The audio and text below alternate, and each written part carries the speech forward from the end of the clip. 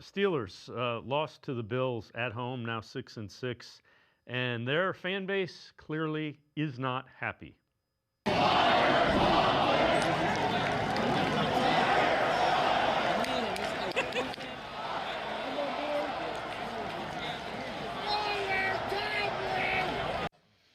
So, Pete, there you have it. They want to fire Mike Tomlin, who has not had a season below 500. Now, I understand the playoff wins haven't been there as of late. Let me ask you this. If you're Jimmy Haslam and you decide to move on from Kevin Stefanski and Mike Tomlin is out there, are you making a phone call to see if he's interested? I'll make a call, and if I'm Jimmy Haslam, I'd hire him because my track record for hiring head coaches is horrendous.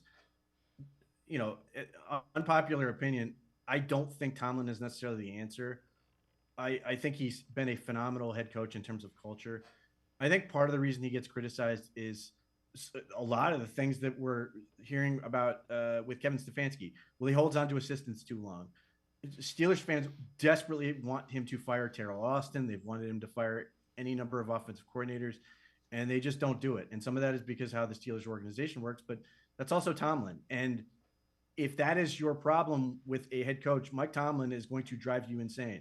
The other part is Mike Tomlin is really good at a lot of things. He is not good at sort of timeouts, game management, and he is on a yearly basis crushed for how he handles those situations and potentially losing. And I'll just go back to the game where the Browns beat him in the snow. Mike Tomlin mangled the clock in that game, and those type of things ultimately will just drive you nuts. Mike Tomlin is a Hall of Famer. He is one of the best ever to do it. But in sort of those detail-oriented things, I think he really leaves a lot to be desired. His assistant coaching hires are not very good. And the thing that gets sort of lost with this whole thing is that the Steelers as an organization are really good. They don't spend a lot of money, and there are a lot of issues with sort of ownership and stuff like that from that standpoint.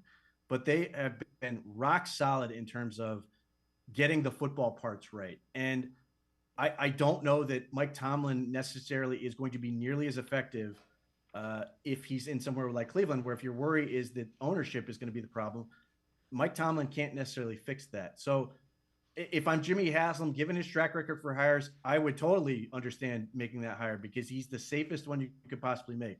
But I don't think that's going to get you where you really want to go.